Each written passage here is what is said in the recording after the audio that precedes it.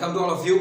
आज हम लोग डिस्कस करने वाले हैं प्रॉपर्टी प्लांट इक्विपमेंट्स के बारे में।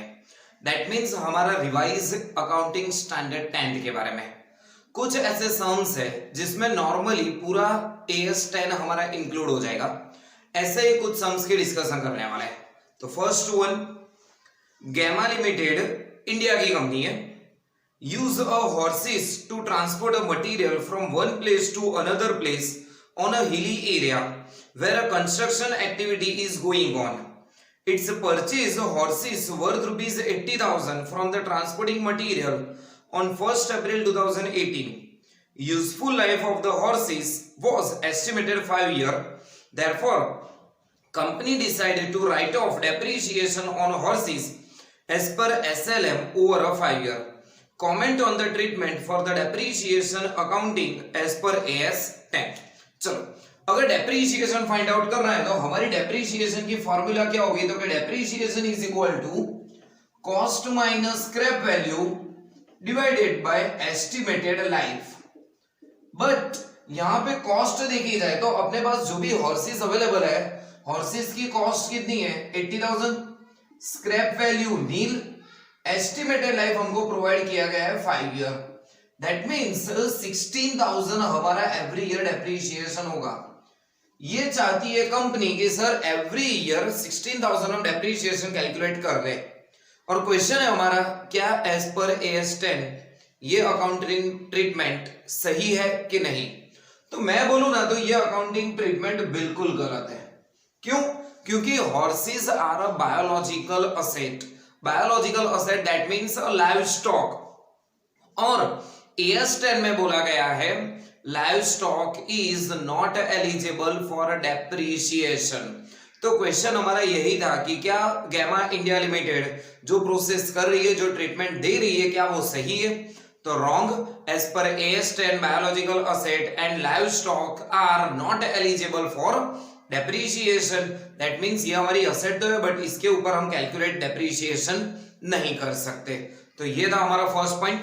Second one, on December 1, 2018 index company purchase ₹4 lakh worth of land for a factory site. Index reserved the old building on the property and sold the material its salvage from the demolition. Index incurred additional cost and realized salvage proceeding during the December 2018 as follow: demolition of old building 50,000, legal fees for purchase of contract and the recording ownership 10,000, title guarantee insurance 12,000, proceed from the sale of salvage material 8,000. In its December 31st 2018 balance sheet of index company should report how much balance in the land account. यहाँ पे हमको land की value पूछा गया है। तो simple सा calculation है। अगर लैंड की वैल्यू मेरे को फाइंड आउट करनी है तो असेट के पीछे हुआ जो भी एक्सपेंस है वो सब एक्सपेंस का अगर मैं टोटल कर रहा हूं तो मेरे को वैल्यू मिल जाएगी कॉस्ट ऑफ लैंड। तो ट्राई करते हैं फाइंड आउट करने का। सबसे पहले जो मैंने प्रॉपर्टी परचेज की हुई है उसकी मैं कितनी कॉस्ट बेयर कर रहा हूं? That means cost of land. कितना पेमेंट किया गया है कॉस्ट ऑफ लैंड के लिए? 4 लाख। तो कॉस्ट ऑफ लैंड हो गई हमारे पास यहां पे 4 lakh. Then after demolition of old building. अभी जो हमने प्रॉपर्टी तो परचेज की है, जो लैंड परचेज किया हुआ है उसके ऊपर कुछ कंस्ट्रक्शन होगा, उसको हमने तोड़ दिया। तो तोड़ने के लिए भी हमारे पास जो भी मजदूर होंगे उनको पैसे भी पेमेंट करने होंगे, जो लेबर है उनके लिए, तो वो भी एक्सपेंस हो गया हमारे पास। तो एक्सपेंस होगा डिमोलिशन ऑफ ओल्ड बिल्डिंग। कितना बोला गया है डिमोलिशन ऑफ ओल्ड बिल्डिंग? 50,000 उसकी कॉस्ट हो रही है। देन आफ्टर लीगल फीस, हमारे पास जो प्रॉपर्टी है उसके लिए लीगल फीस भी पेमेंट करनी रहेगी। तो हमारे लिए और एक खर्चा बढ़ गया, legal expense 10,000। Then after title guarantee insurance, तो ये भी हमारे लिए एक एक्सपेंस हो जाएगा। जो भी एक्सपेंस मैंने किया हुआ है फॉर रिगार्डिंग अ बिल्डिंग वो सारे एक्सपेंस मैं यहाँ पे ऐड करता रहूंगा। देन आफ्टर हमारे पास आ रहा था टाइटल गारंटी इंश्योरेंस, उसका एक्सपेंस बोला गया है 12,000। And proceed from sale of salvage material, याद करो बच्चों, जो भी हमने लैंड परचेज की थी उसके ऊपर कुछ बिल्डिंग का कंस्ट्रक्शन था, वो पूरा हमने ब्रेक डाउन कर दिया था, तोड़ दिया था, तो वो भी जो भी कुछ स्क्रैप रहा होगा वो स्क्रैप हमने बेच दिया, तो वहां से तो हमको इनकम जनरेट हो गई। तो ये वाला पॉइंट मैं डिडक्ट कर दूंगा, that means proceed from sale of salvage, कितना बोला गया है 8,000। अब करना क्या है, सिंपली टोटल करो, जो भी आपकी लैंड की कॉस्ट होगी वो आपको मिल जाएगी। तो टोटल कर दे हम, फर्स्ट हमारे पास 4 लाख की जो हमने लैंड परचेज किया होगा, वो पुरानी जो बिल्डिंग वहां पे बनी हुई थी वो बिल्डिंग को तोड़ने के लिए 50,000 का एक्सपेंस किया गया था, लीगल एक्सपेंस हमारा था 10,000, टाइटल गारंटी इंश्योरेंस के लिए 12,000 पेमेंट किया गया था, but proceed from sale of scrap में हमने 8,000 तो रिकवर कर लिया। तो हमारे पास जो बैलेंस होगा वो 4,64,000, तो ये हो गई हमारी कॉस्ट ऑफ लैंड। तो हम बैलेंस शीट में इस वैल्यू से शो करेंगे। दैट मीन्स असेट के पीछे हुआ जो भी एक्सपेंस था वो इजीली हमने सारा एक्सपेंस प्लस कर दिया, बट उसी लैंड में से जो कुछ रेवेन्यू हो रही थी वो रेवेन्यू हमने डिडक्ट कर ली। तो हमारे पास कॉस्ट ऑफ लैंड मिली 4,64,000। एंड नेक्स्ट वन बहुत ही इंपॉर्टेंट, ऑलमोस्ट आपके इस चैप्टर के रिगार्डिंग सारे टॉपिक कवर हो जाते हैं। तो that means third number, on 1st October 2018 Y Limited began the construction of a new factory, that means नई फैक्ट्री बना रहे हैं वो लोग। Cost relating to the factory are as follow, purchase of land 10,000, already जो भी amount है इन 1000 आपको बोला गया है। Cost of dismantling existing structure on the site, site पे जो भी कुछ पुराना बना हुआ है उसको ब्रेक डाउन करने के लिए 500 का एक्सपेंस है। Purchase of material to construct a factory, हमने लैंड तो परचेज कर ली बट उसके ऊपर फैक्ट्री कंस्ट्रक्ट करने के लिए 6,000 और एक्सपेंस किया हुआ है।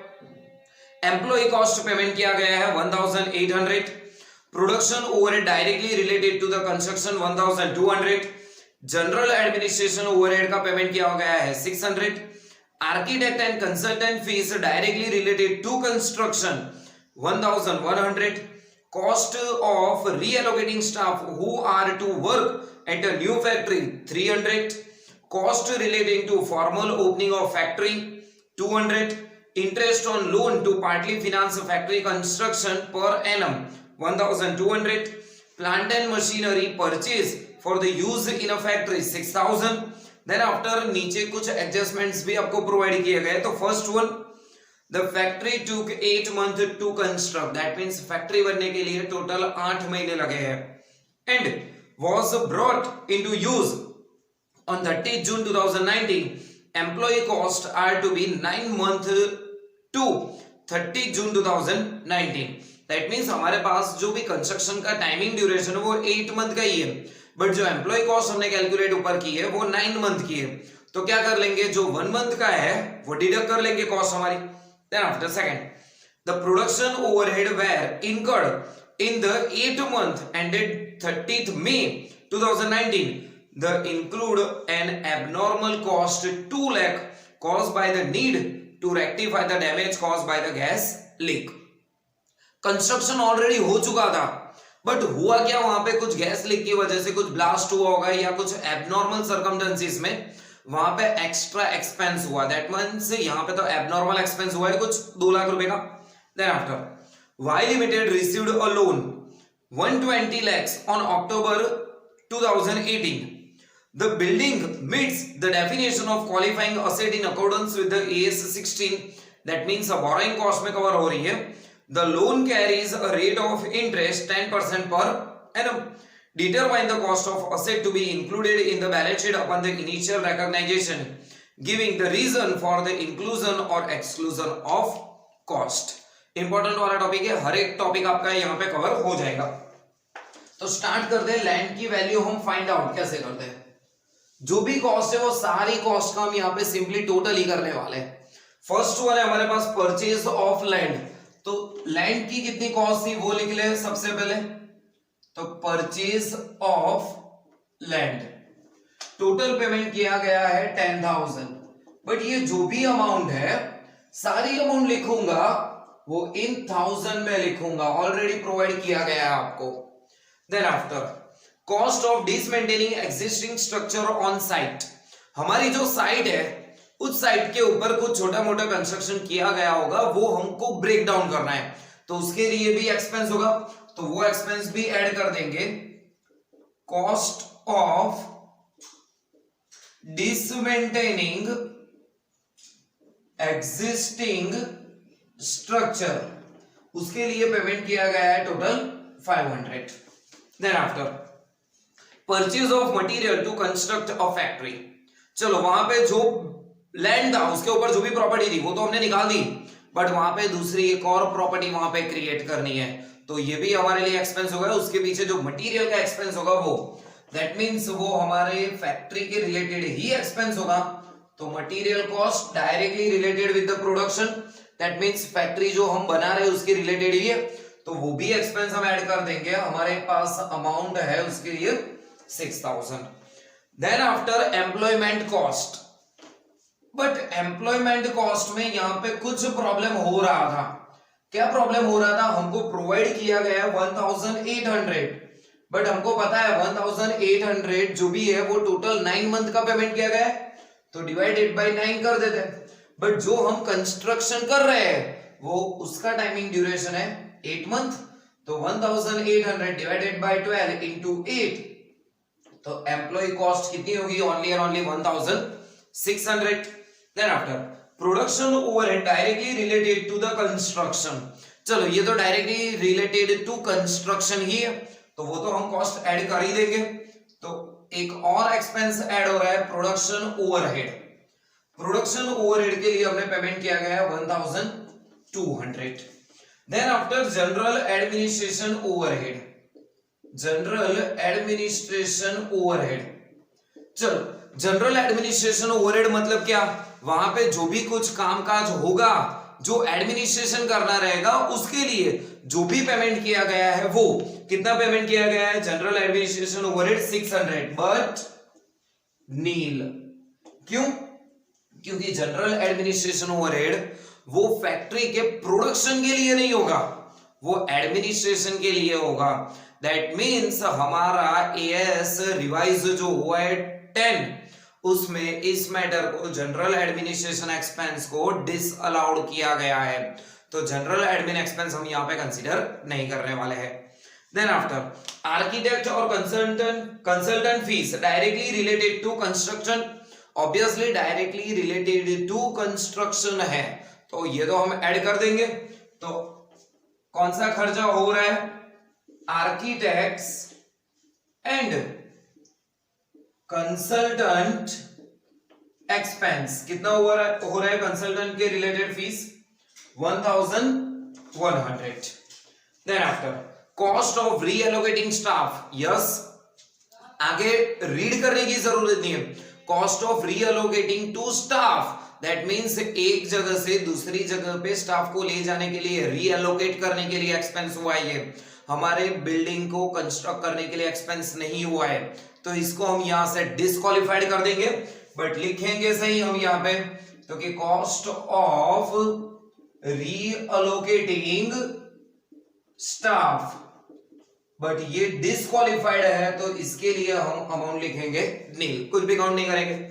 Then after cost relation to formal opening of a factory, एक बार फैक्ट्री बन गई उसके ओपनिंग के लिए एक्सपेंस हुआ है, तो उसके ओपनिंग का एक्सपेंस भी हम कंसीडर नहीं करेंगे। क्यों? क्योंकि ये फैक्ट्री को कंस्ट्रक्ट करने के लिए नहीं बनाया गया खर्चा। तो cost of opening of factory, तो वो भी हम यहां से कंसीडर नहीं करेंगे, तो nil. Then after interest on loan, yes interest on loan consider करना है, बट कब? जब भी आप कवर कर रहे हो as per AS 16, that means borrowing cost में अगर कवर हो रहा है तो ही कवर करना है। बट बोरोइंग कॉस्ट कितना है? टोटल हमने कितने की लोन लेके रखी है? तो 120 lakhs की लोन लेके रखी है, तो मैं यहां पे लिख दूं कि सर 120 lakhs, चलो 120 के पीछे लैक्स, बट हमको पता है कि हमने जो भी अमाउंट लिख के रखी है वो ऑलरेडी इन थाउजेंड्स है, तो मैं यहां से डिडक्ट कर रहा हूं 30, तो हमारे पास लोन कितनी होगी 12,000, रेट ऑफ इंटरेस्ट बोला गया है नीचे 10%, तो 12,000 के 10% दैट मींस 1,200, बट 1,200 वो तो फॉर अ होल ईयर, हमारा जो कंस्ट्रक्शन का वर्क था फॉर ओनली 8 मंथ, तो इंटू 8 डिवाइडेड बाय 12, तो हमारा इंटरेस्ट का एक्सपेंस कितना काउंट करेंगे 800।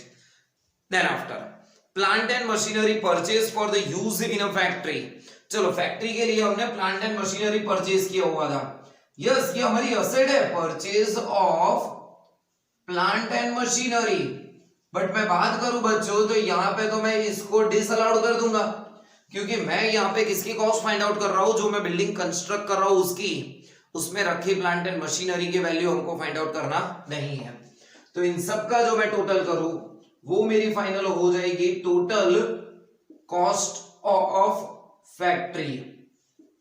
फैक्ट्री बनाने के लिए मेरे पास इतना खर्चा होगा, इसका टोटल कर देते कितना होता है, फर्स्ट वन 10,000 पेमेंट किया हुआ था, 500 पेमेंट किया हुआ था डिसमेंटेनिंग एक्सिस्टिंग स्ट्रक्चर, 6,000 और पेमेंट किया हुआ था material cost, 1,600 employ cost, then after 1,200 production overhead general administration को डिस्क्वालिफाइड कर दिया, आर्किटेक्ट कंसल्टेंट को 1,100 cost of reallocating staff disqualified, cost of opening of factory disqualified, interest on loan 800, तो हमारे पास आंसर आ रहा है 21,200, ये होगा हमारे लिए टोटल कॉस्ट ऑफ, तो ऐसे फाइंड आउट की जाती है, हमने ये जो फाइंड आउट किया वो किसके रिगार्डिंग था, टोटल कॉस्ट ऑफ फैक्ट्री 21,200। हमारे पास जो भी एडजस्टमेंट थे, फर्स्ट एडजस्टमेंट हमने सॉल्व कर दी, ओके सेकंड एडजस्टमेंट में एक टॉपिक रह गया, सेकंड एडजस्टमेंट में क्या बोला है हमको, हमारे पास कुछ गैस की जो लीकेज हुई थी उसके रिगार्डिंग एक्स्ट्रा एबनॉर्मल एक्सपेंस हुआ था, वो किसमें इंक्लूड था, प्रोडक्शन ओवरहेड में, ओके तो ये एक पॉइंट कंसीडर करना यहाँ पे रहेगा, तो क्या करना रहेगा आपको, प्रोडक्शन ओवरहेड ऑलरेडी मेरे पास कितना है 1,200, बट समझो आप 1,200 जो है उसके पीछे ऑलरेडी 30 तो है ही, तो समझो कि इतना ही कुछ कॉस्ट है, दैट मींस 12 लाख है, तो यहां पे समझो कि 2 लाख तो जो मैंने एक्सपेंस किया हुआ था वो तो एबनॉर्मल कॉस्ट था, तो 2 लाख दैट मींस उसके पीछे से भी अगर मैं जीरो निकाल दूं 3, तो मेरे पास क्या रहेगा 200, तो वो तो मैं जो कॉस्ट ऑफ फैक्ट्री है उसमें कैलकुलेट नहीं करेंगे, क्योंकि सीधा वो तो चला जाएगा लॉस, तो वो तो प्रॉफिट एंड लॉस में जाएगा, तो हमारे पास 1,200 माइनस 200, तो यहां पे एक चीज ध्यान में रखो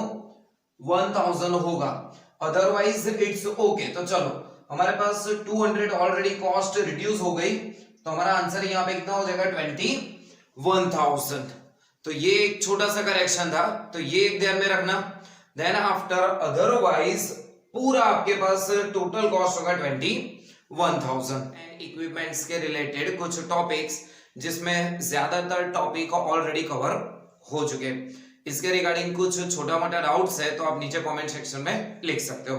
ऑल द बेस्ट।